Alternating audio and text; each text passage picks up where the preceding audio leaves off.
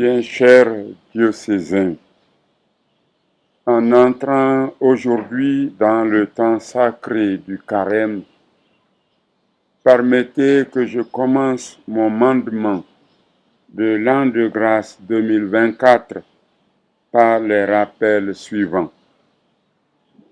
Premièrement, avec nos frères et sœurs chrétiens de tous les continents, nous sommes engagés depuis octobre 2021 sur le chemin synodal. À l'ouverture des travaux de la première session du synode des évêques en octobre 2023, le pape François s'est adressé ainsi aux participants.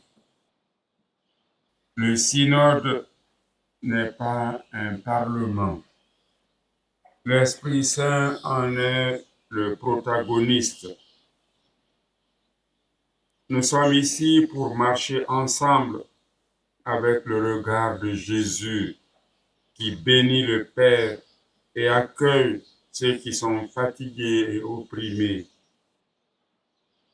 Partons donc du regard de Jésus, qui est un regard de bénédiction et d'accueil. Fin de citation. Deuxièmement, nous avons commencé en octobre 2022 notre préparation spirituelle à la célébration des 150 ans de l'Église Famille de Dieu qui est à Conakry, prévue en 2027. Ces rappels ont pour but de nous amener à considérer le carême 2024 comme une invitation expresse de Dieu à redoubler d'efforts, tant dans notre marche synodale que dans notre préparation spirituelle à la célébration du prochain jubilé de notre Église diocésaine.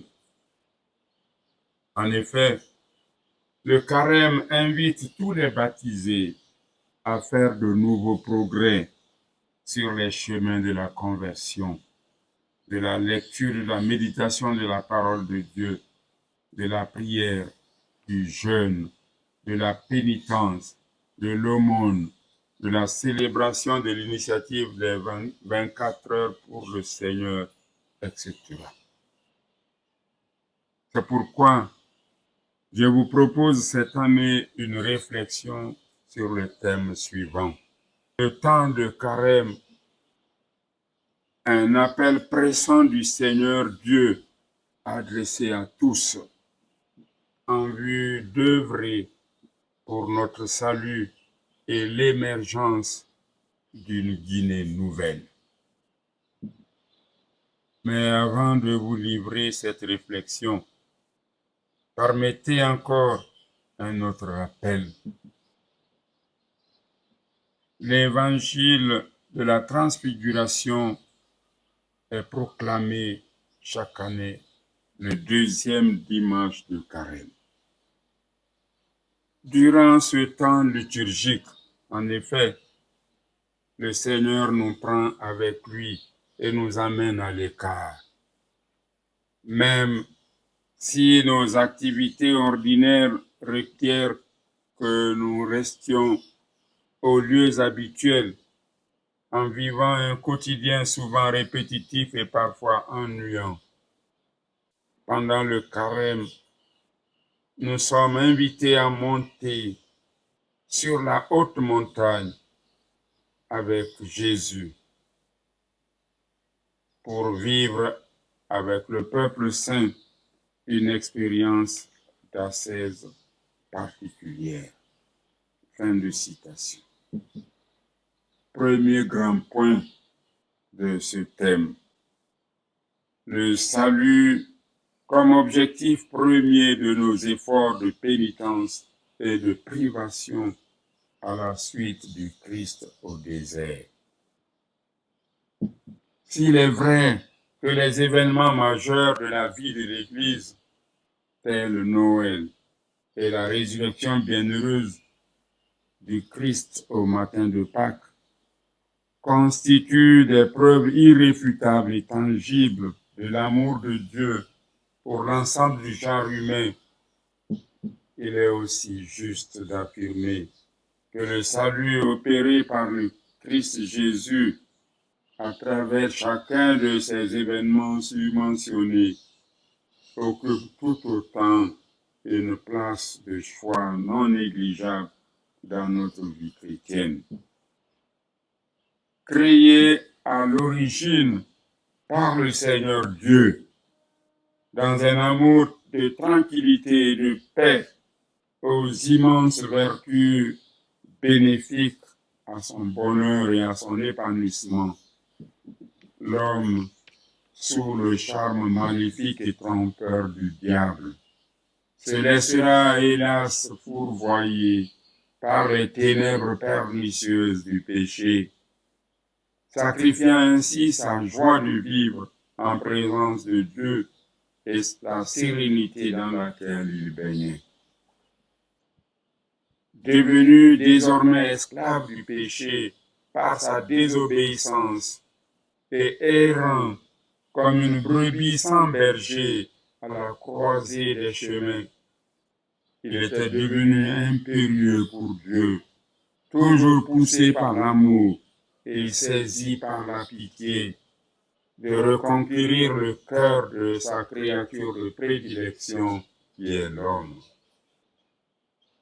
C'est dans cette dynamique de rachat de l'homme, tombé en disgrâce, que le salut s'inscrira comme une priorité majeure dans la feuille de route du Seigneur, dans sa relation avec les hommes. Mais si le désir du salut de l'homme prend sa source première et fondamentale dans le cœur du Dieu miséricordieux, il convient également de savoir que la quête de ce même salut doit constituer pour chaque homme et femme de notre temps une aspiration spirituelle profonde, soutenue par sa volonté d'habiter constamment en présence de notre Dieu. C'est bien dans ce sens que le carême s'offre à chacun de nous, aujourd'hui et maintenant, comme un temps propice et un espace idéal pour retrouver notre filiation d'enfants de Dieu dont nous avons terni l'image et fait perdre l'éclat en devenant esclaves du péché. Pour nous permettre de bénéficier des bienfaits spirituels de ce temps de carême, temps où devrait se manifester davantage notre désir de salut à travers la prière, le jeûne et l'aumône à la suite de Jésus-Christ. Je vous invite à méditer profondément ces paroles du prophète Jonas et de l'apôtre Paul, respectivement adressées aux habitants de Ninive, la grande ville païenne, et aux Corinthiens. Encore 40 jours et Ninive sera détruite. Jonas chapitre 3, verset 4. Le voici maintenant le moment favorable. Le voici maintenant le jour du salut. Deuxième épître aux Corinthiens chapitre 6, verset 2.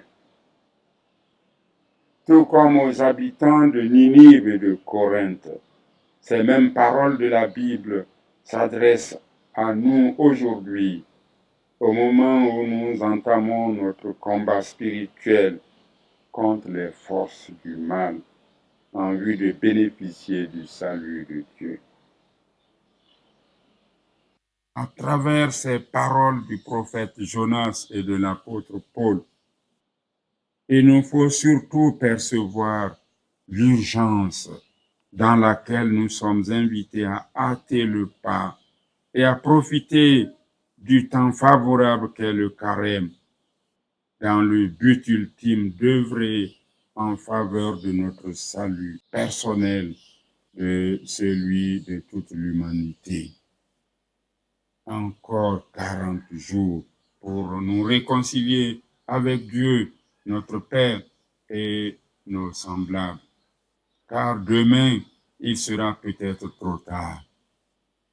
Par conséquent, profitons de ce temps favorable où le Seigneur nous ouvre gracieusement la largesse de son cœur et de sa bonté, en posant aussi bien des actes religieux qui expriment la sincérité de notre démarche pénitentielle, mais aussi des actes sociétaux qui disent notre appartenance et notre volonté de contribuer à la bonne marche et au développement de notre pays. Nul besoin de rappeler ici que le véritable carême que le Seigneur attend de chacun de nous est celui qui porte du fruit et non pas un carême virtuel au goût de mirages trompeurs ou de faux semblants. Par conséquent, rappelons-nous ces paroles fortes et évocatrices du Seigneur Dieu rapportées par le prophète Isaïe. Le jeûne que je préfère, n'est-ce pas ceci, faire tomber les chaînes injustes, délier les attaches du joug, rendre la liberté aux opprimés, briser tous les jours.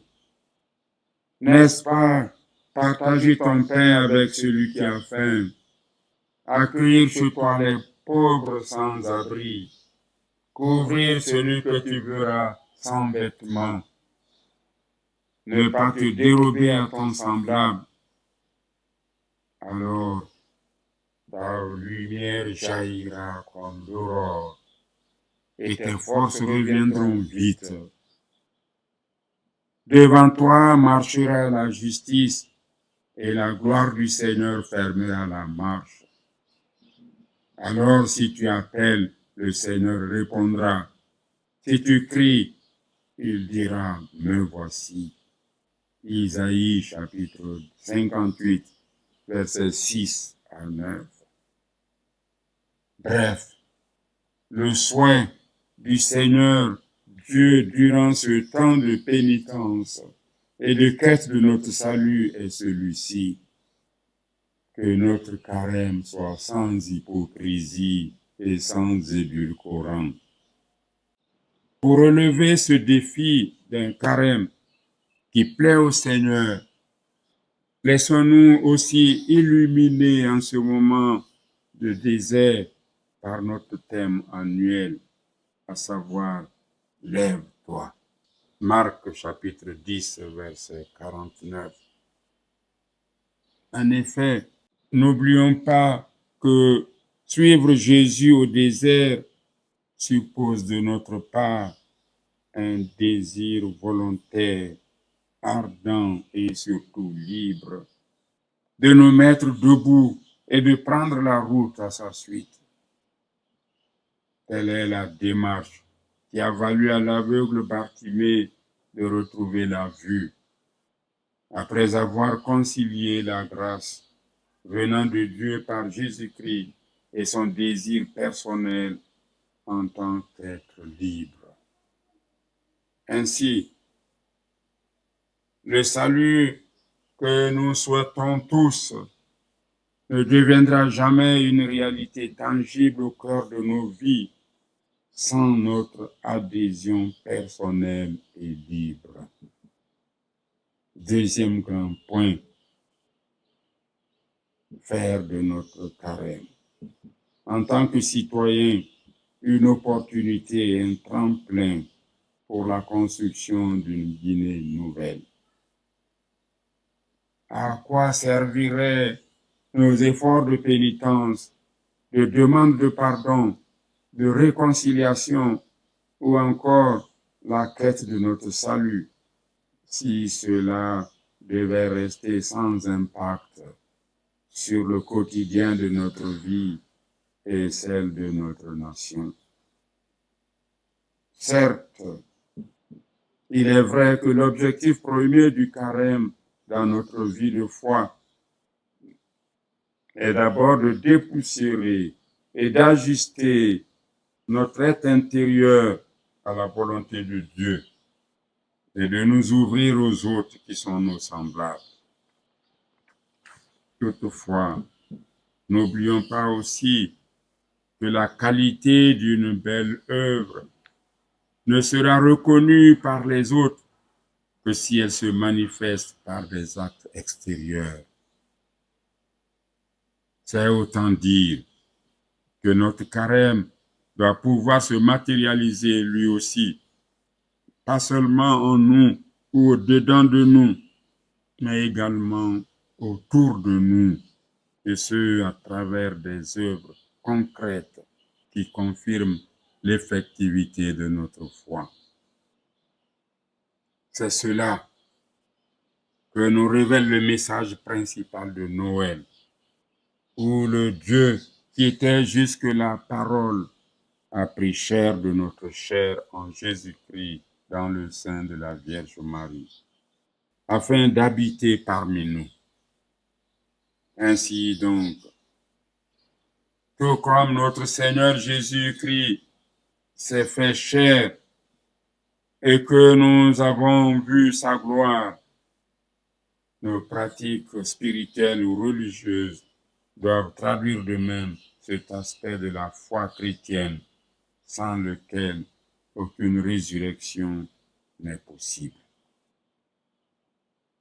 En m'appuyant ici sur cette incarnation de notre Seigneur Jésus-Christ, je souhaite vivement que nous fassions de notre carême 2024 une opportunité, une aubaine et un tremplin pour contribuer à notre façon à la construction d'une Guinée nouvelle où règne la paix, la justice, la concorde et l'unité entre ses fils et filles sans distinction aucune.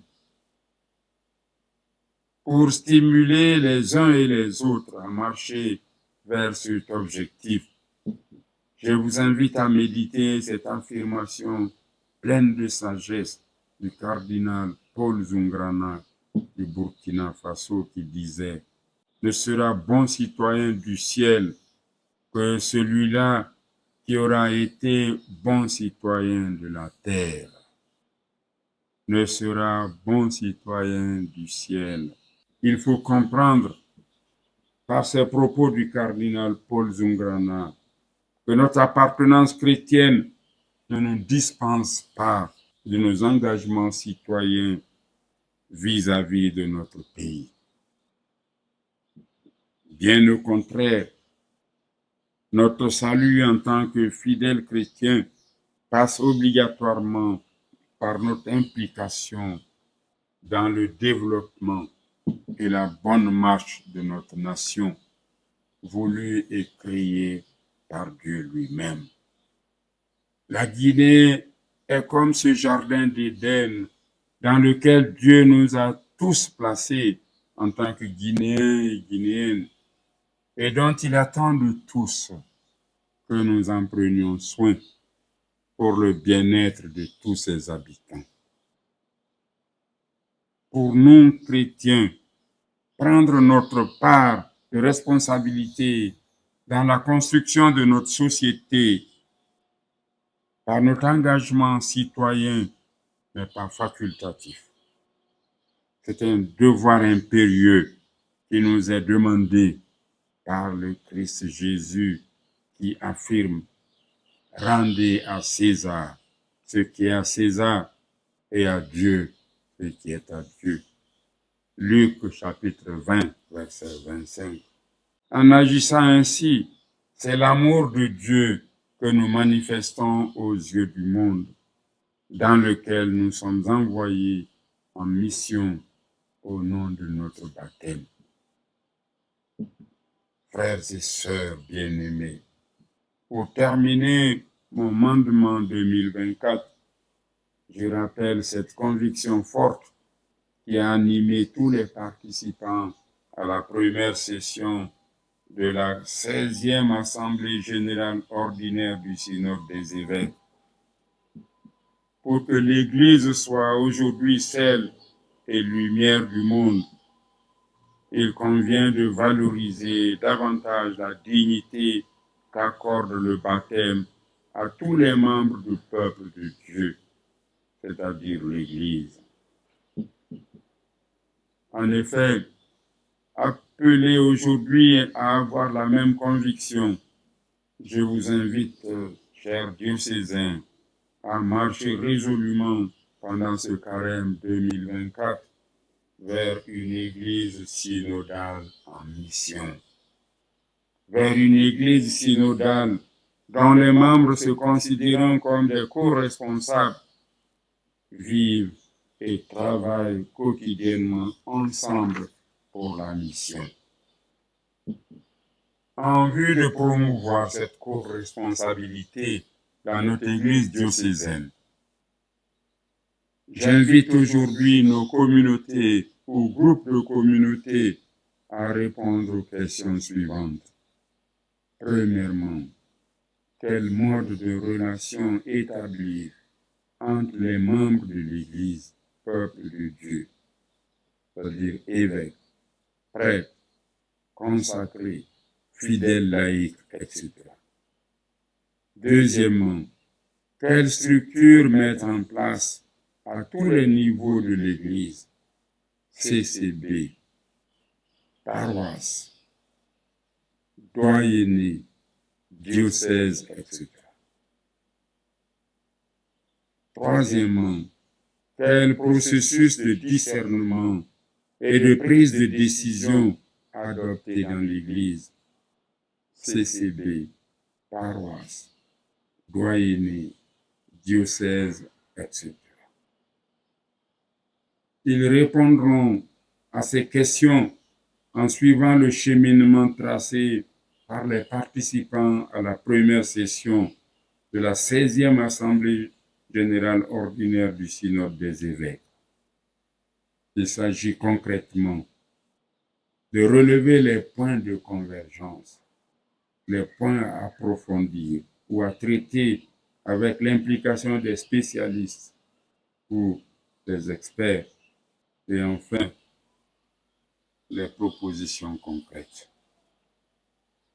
Que la Vierge Marie, qui s'est présentée comme la servante du Seigneur, nous obtienne la grâce de vivre un saint et joyeux carême 2024. Que Dieu Tout-Puissant vous bénisse, le Père, le Fils et le Saint-Esprit. Amen.